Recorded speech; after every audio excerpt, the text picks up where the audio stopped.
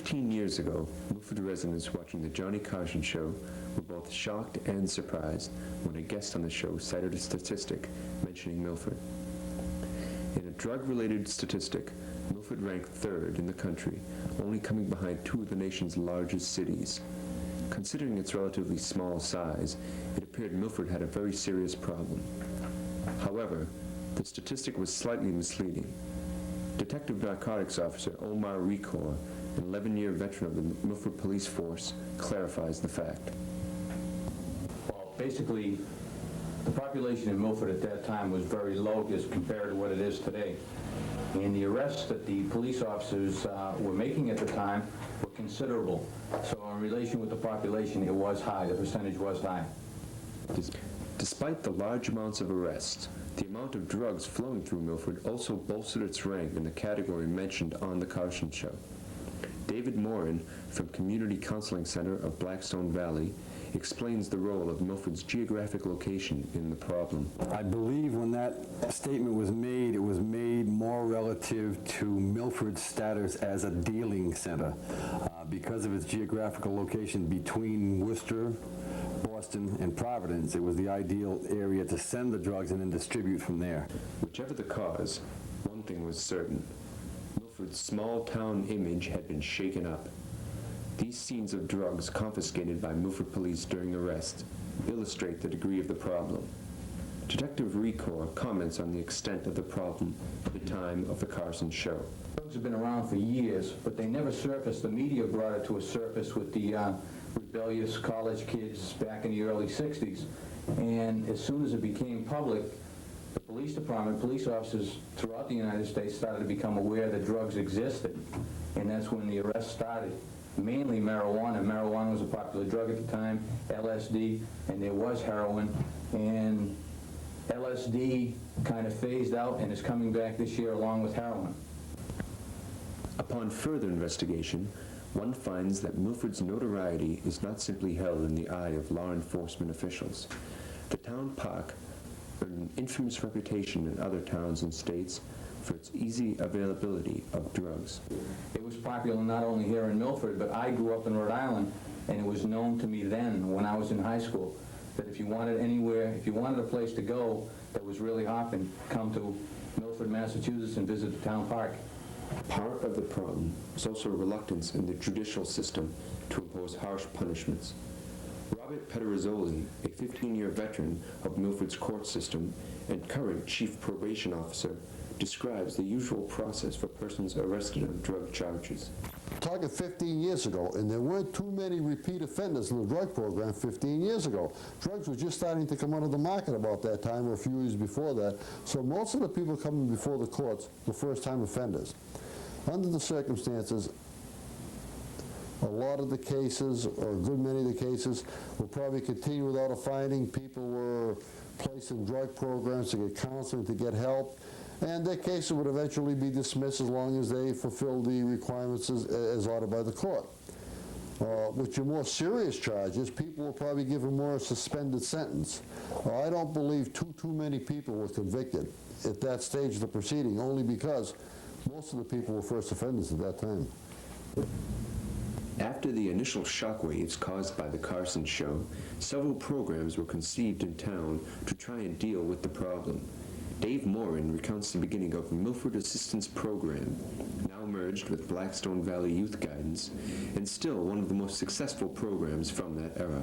Well, I can only say that that is a story that I've heard over and over again from people regarding The Carson Show, and I know, in fact, that Milford did found the Milford Assistance Program in response to the general feeling in Milford at that time that heroin and drugs in general were on the increase. But there were a number of other agencies founded at the same time. Sun House was founded in Milford and didn't survive. MAP survived mainly because it was a grassroots kind of organization. There were only 4 or 5 people involved. They were volunteers for the most part at the time. As a matter of fact, the story I've been told is that Father Anthony DeCesar founded MAP then, and it consisted of him and a couple of former abusers and a couple of community people who were interested in helping.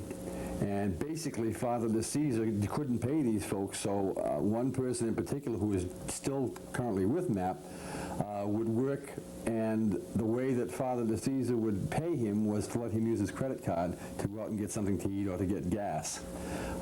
So it was strictly a volunteer operation. Over the years, MAP grew not only in size, but in funding and in focus. MAP, when it finally merged a year ago or 6 months ago with another agency, was no longer purely a drug treatment facility. It was also dealing with family issues and school issues and numerous other treatment modalities, although we still are a drug treatment facility as well.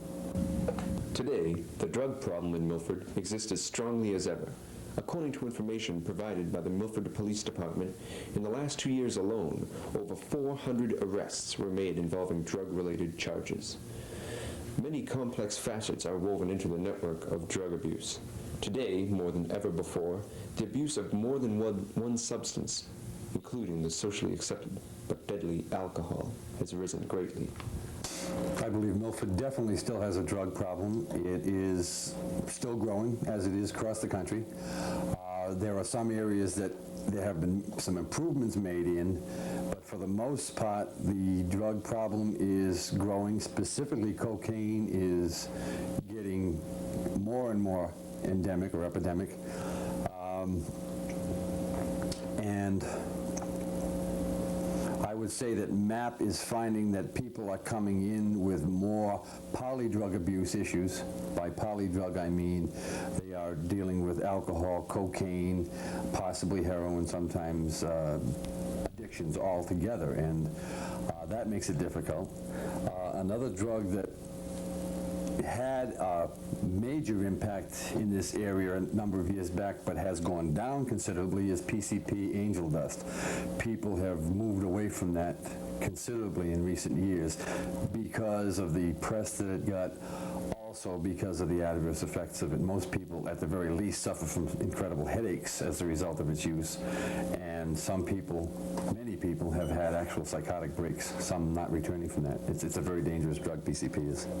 Another alarming problem on the rise is the increased appearance of heroin in the Milford drug scene.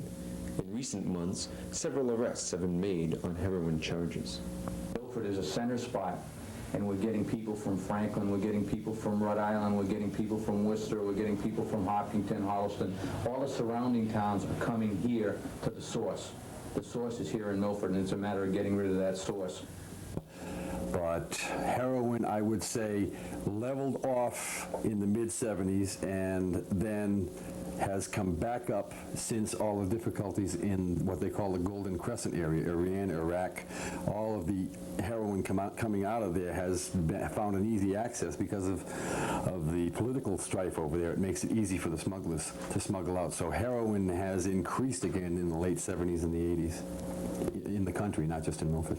The problems caused by heroin cannot be overemphasized. A person caught in the throes of heroin addiction will go to any measures to attain money for the purchase of a fix. I'll take what I've been doing a lot lately is heroin, so I can really jump on heroin. I've talked to a lot of heroin addicts, and it's amazing to listen to them talk and tell you that they really want to get off the drug, but they can't. They're physically and mentally addicted to the drug. They end up stealing. Naturally, they can't afford 4 or 5 bags of heroin, which sell for about $40 a bag every single day. It's a large amount of money. And in order to account for that $200 or $300 that they have to spend per day, they end up shoplifting. They steal from their own parents, jewelry, pawn off jewelry. A majority of them, I find, are doing a heavy amount of shoplifting. They're hitting the stores in the local area. And what ends up happening is, at the end of the year, the stores come up with a great loss. Naturally, they're going to tack it out on the other end. And the prices go up, and we end up paying. Because of this link between drug abuse and crime, the type of arrest and convictions seen in the court systems is changing. And I think there have been many more convictions. Of course, I think there's been a big change in the type of drugs that have been used since the drugs first came into effect. I think back 15 years ago or 10 years ago, you had a lot more stimulants and depressants being used, where today the drug scene is more cocaine and heroin. In drug-related cases, The role of the judicial system should not only be to punish an offender, but also to rehabilitate. A healthy society should be able to diagnose its problem and effectively act in a direction that will help solve it. If a person appearing before the court on a drug charge is placed under the supervision of a probation officer, there may be stipulations made in his probation contract as what is expected of him. He may be, for example, ordered to a drug rehabilitation center, which could be an inpatient center, which could be an outpatient center receiving treatment. He could be ordered to court that he has to have daily urinalysis taken to make sure that he's drug-free.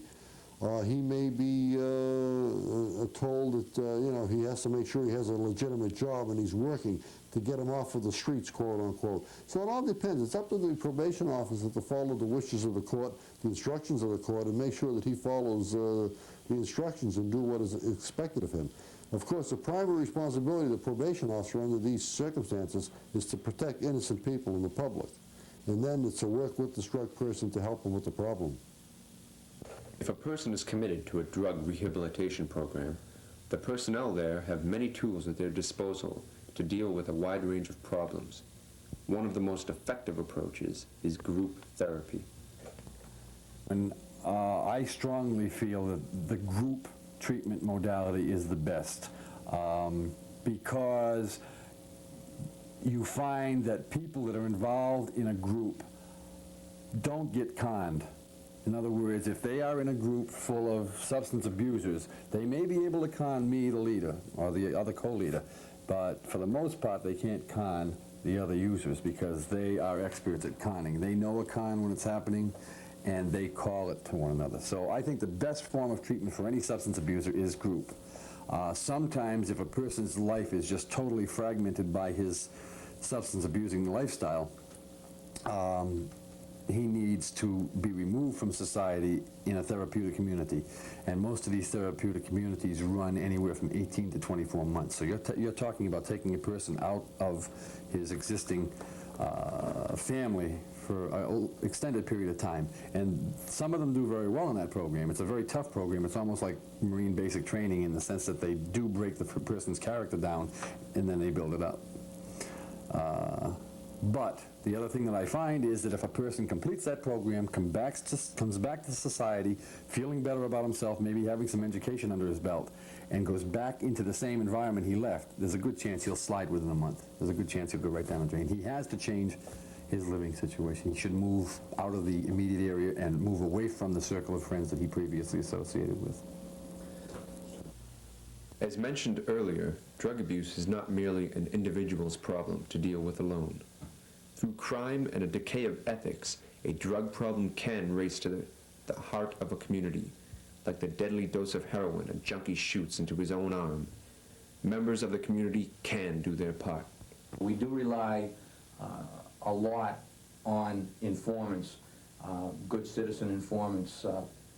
Yourself, for instance, you could be noticing that the person next door has quite a bit of traffic going in and out. You might suspect that he has some kind of drug dealings. If we get that call, we can corroborate that and do a little bit of surveillance, and from running registration numbers and other things, we can find out if in fact the people that are going in there have drug convictions, and we can kind of assume that this is what's taking place. The once familiar crowds of youths that used to congregate around the old high school and the town park have disappeared. The drug problem in Milford has not. Milford is a center spot, and we're getting people from Franklin, we're getting people from Rhode Island, we're getting people from Worcester, we're getting people from Hopkinton, Holliston. All the surrounding towns are coming here to the source. The source is here in Milford, and it's a matter of getting rid of that source. Yeah, I think there's a drug problem everywhere. As I stated earlier, I think a lot of the offenses that people appear in court for have an underlying drug problem. It's probably not in court as a drug problem, but I think the drugs are still in the scene. I think there's a different type drug. I think we've gotten away from the stimulants and the depressants, so to speak, and we've moved on to the other drugs, the cocaines and the heroines and that type of drug. But as far as the problem, I think it's still there, and probably working under the scene as bad now is the drug of alcohol. I mean, which I'm sure everybody's familiar with. They don't think of it as a hardcore drug sometimes, but it is. It's a very dangerous drug. It's a very dangerous depressant. And mixed with some of the hardcore drugs, it can really be a serious situation for a user. I believe Milford definitely still has a drug problem. It is still growing, as it is across the country. There are some areas that there have been some improvements made in, but for the most part, the drug problem is growing. Specifically, cocaine is getting more and more endemic or epidemic. And I would say that MAP is finding that people are coming in with more polydrug abuse issues. By polydrug, I mean they are dealing with alcohol, cocaine, possibly heroin, sometimes addictions altogether, and that makes it difficult. Only through cooperation with police and effectiveness in the judicial system can the growing problem facing us be worked in a direction towards a solution. Programs such as the Community Counseling Center of Blackstone Valley are working to help find this solution, despite frequent cuts in their budget by an administration that places proliferation from the heavens ahead of human welfare. Anyone wishing to find help for themselves or for someone they know can contact this agency at 473-6723. That number is 473-6723. Through the help of dedicated people working for all of us and the cooperation of the community, this problem facing all of us can be confronted and dealt with in a positive manner.